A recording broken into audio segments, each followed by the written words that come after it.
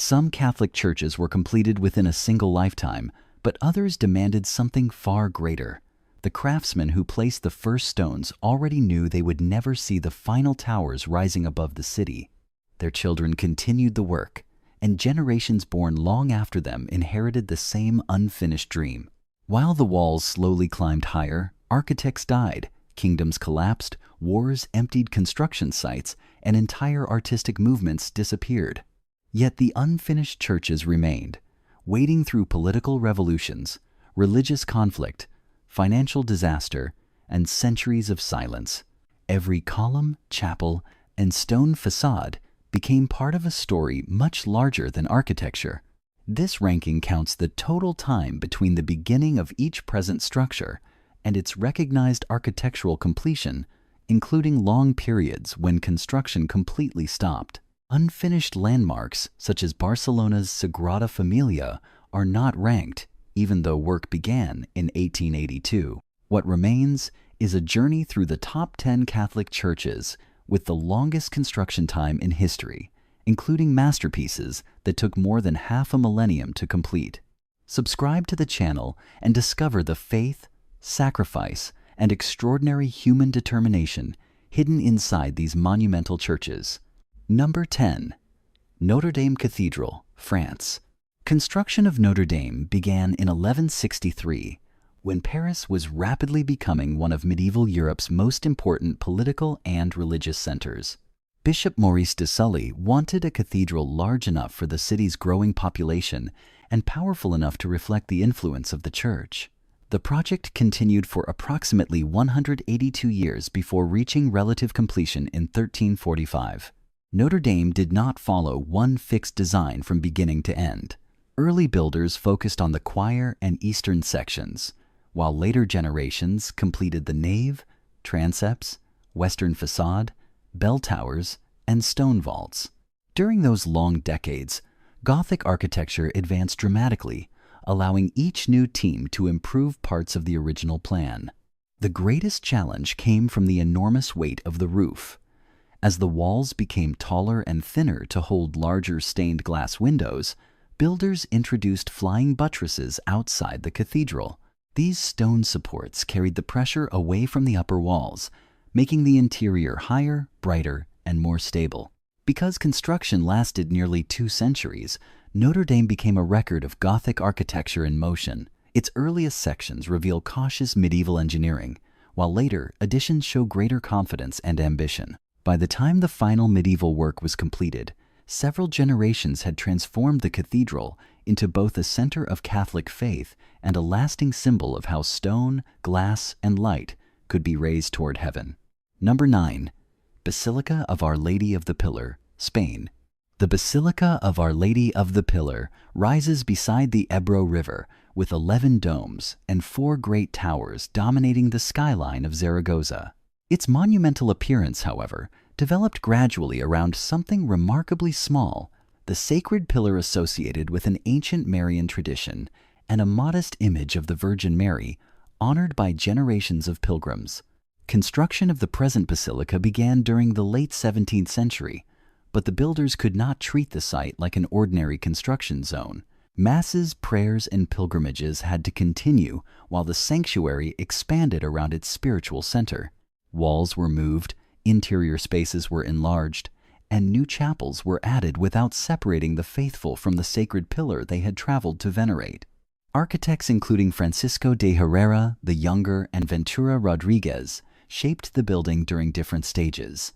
As the work continued, Baroque grandeur gradually blended with more restrained neoclassical ideas. Additional domes and corner towers changed the exterior, while the interior remained carefully organized around the shrine rather than around architectural spectacle. The full transformation lasted approximately 191 years, yet the vast scale of the completed basilica never displaced its humble center. Beneath the towering domes, the attention of pilgrims still returns to the small Marian image resting upon the pillar. Through nearly 2 centuries of construction, a local place of devotion grew into one of Spain's most important Catholic pilgrimage destinations. Number 8. The new Cathedral of Salamanca, Spain.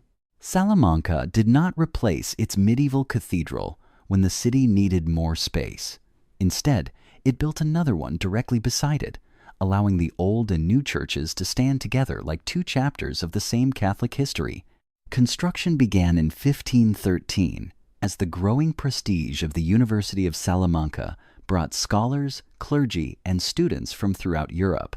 At that moment, Gothic architecture was fading in many regions, yet Salamanca's builders chose to retain its soaring vaults and strong vertical lines. Their decision connected the new cathedral visually with the older church, while leaving room for later generations to introduce plateresque ornament, Renaissance balance, and eventually the dramatic decoration of the Baroque period. The project continued for approximately 220 years. As architects and craftsmen changed, the building absorbed the artistic language of each era without abandoning its original Gothic structure.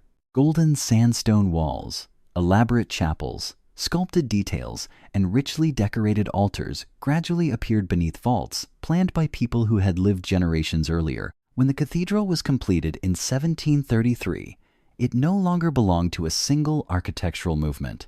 Gothic height, Renaissance refinement, and Baroque richness shared the same sacred space, turning the building into a two-century conversation between artists who never met but continued the same work.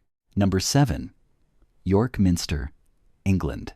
York Minster took approximately 252 years to complete, but the long timeline was not simply the result of slow medieval construction.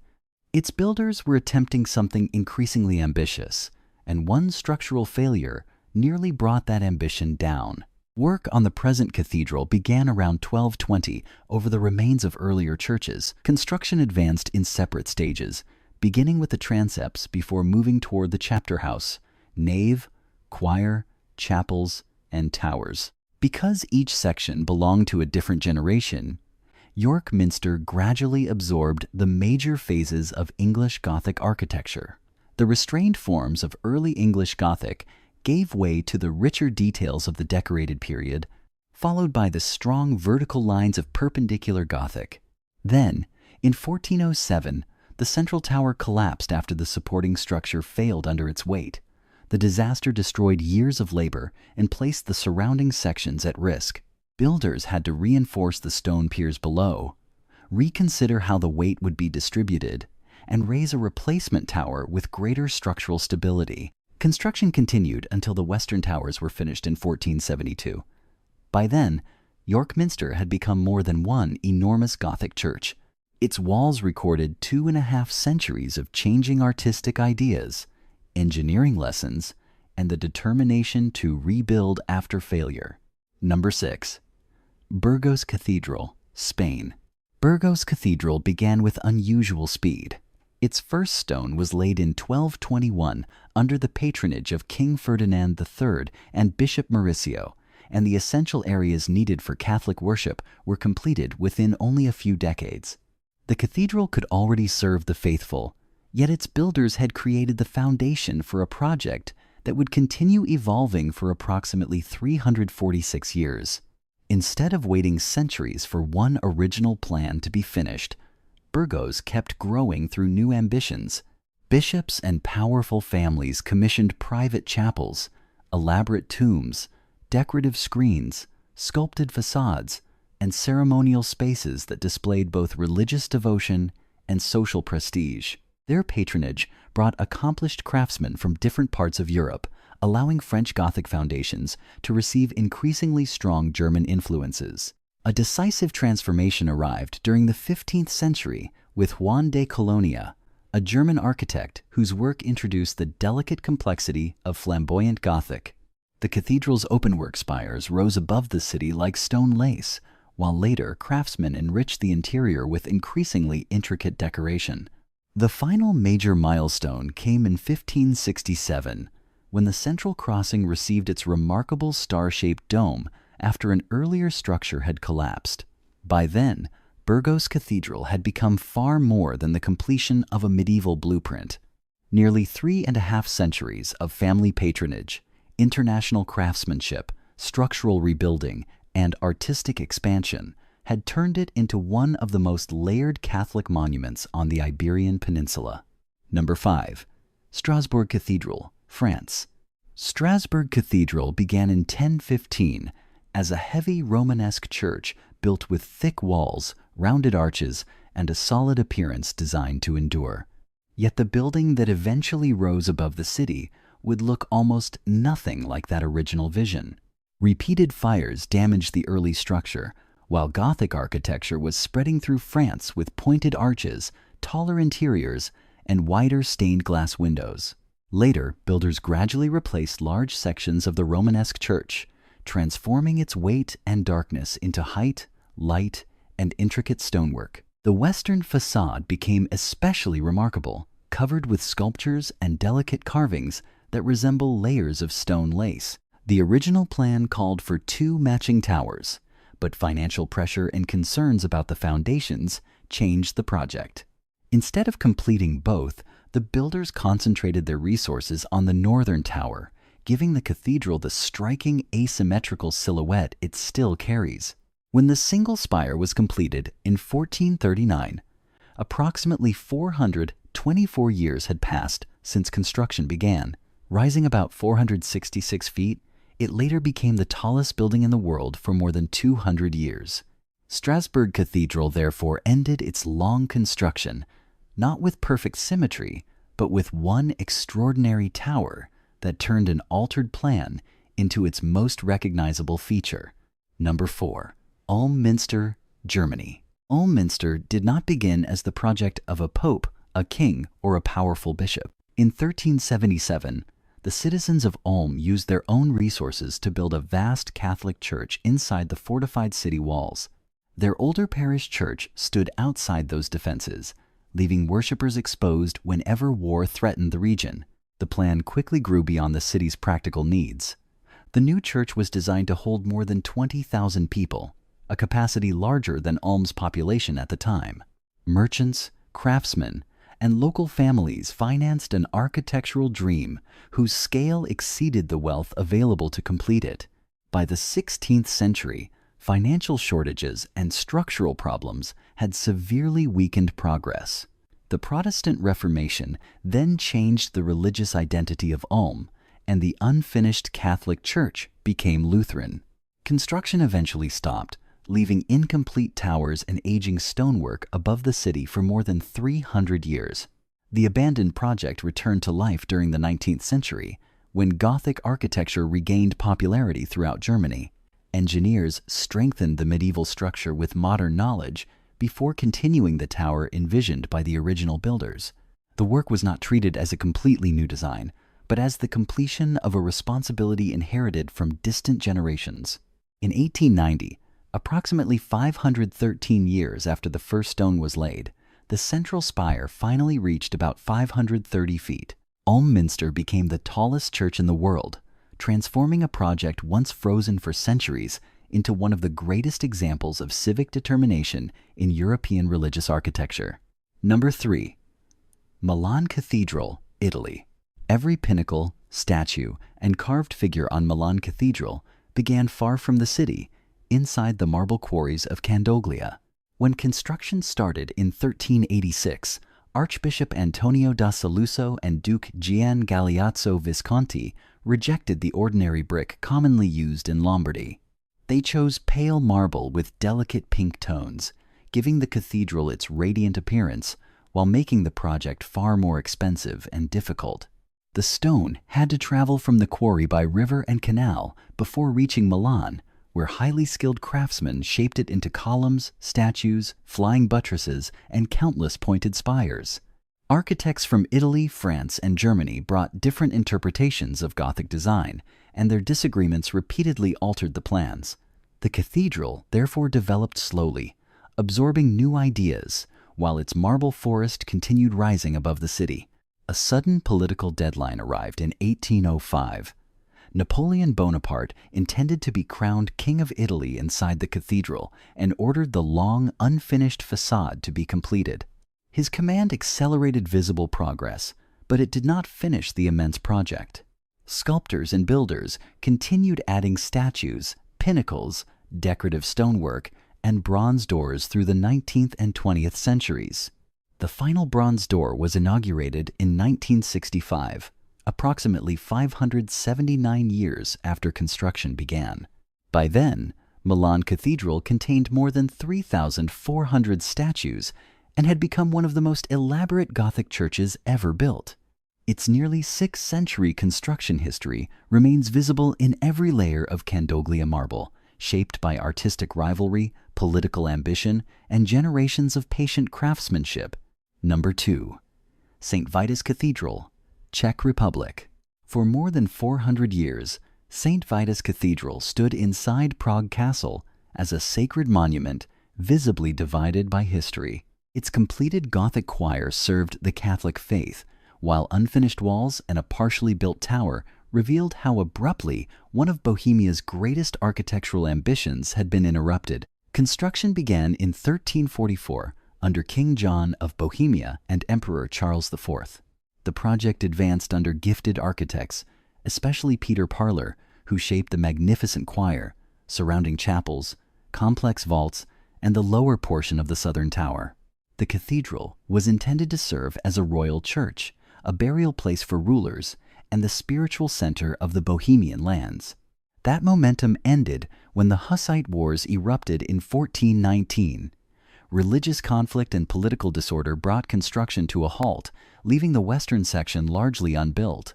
Later generations repaired damaged areas and added temporary features, including a Baroque roof above the incomplete tower, but the medieval vision remained unfinished.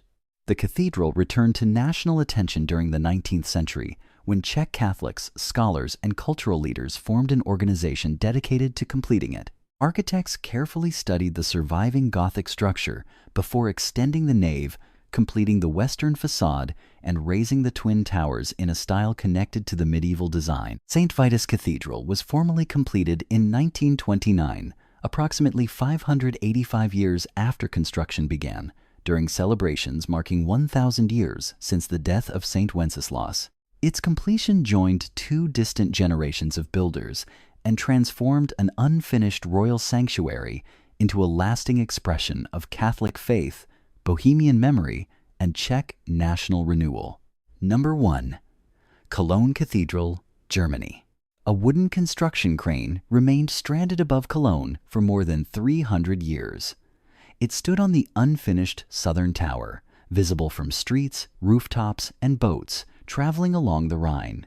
Generations grew accustomed to seeing it there, even as the vast cathedral beneath it seemed destined to remain incomplete. Construction had begun in 1248 to create a monumental Catholic shrine for the relics traditionally associated with the Three Magi. Their presence had already made Cologne an important pilgrimage destination, and the new cathedral was designed to receive large crowds while expressing the spiritual importance of the city. Medieval builders completed the choir and advanced part of the southern tower, but the scale of the vision gradually exceeded the resources available. Work slowed and effectively stopped during the 16th century as funding weakened and religious upheaval transformed Europe. The abandoned crane then became part of Cologne's identity, marking the unfinished promise above the city for roughly 3 centuries. That promise returned with new force during the 19th century. Surviving medieval plans gave architects the information needed to continue the original Gothic design, while King Frederick William IV of Prussia, Catholic associations, and citizens supported a major fundraising campaign. Modern machinery and iron reinforcement helped 19th century engineers complete forms first drawn by medieval hands. The twin towers finally reached about 515 feet, and Cologne Cathedral was completed in 1880, approximately 632 years after construction began. The dedication ceremony reflected both Catholic devotion and the growing national confidence of a recently unified Germany. Yet the cathedral's deepest story remained unchanged. A sacred vision had survived long after its first builders, its original patrons, and the world that created it had disappeared. Looking back at the 10 Catholic churches in this journey, one truth becomes impossible to ignore. These monumental buildings were not created by people searching for quick recognition, personal fame, or immediate success. Many of the architects, stonecutters, sculptors, carpenters, and ordinary laborers, understood from the beginning that they would never see the completed towers rising above the city. Some knew that even their children and grandchildren might not live long enough to witness the final stone being placed. Still, they continued. They measured every line with care, shaped each block by hand, carved sacred images into stone, and raised walls that would outlive them by centuries. Their names were often forgotten, but their work remained.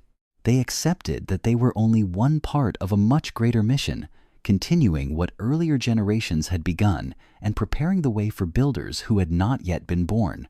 They were not constructing these churches for their own glory.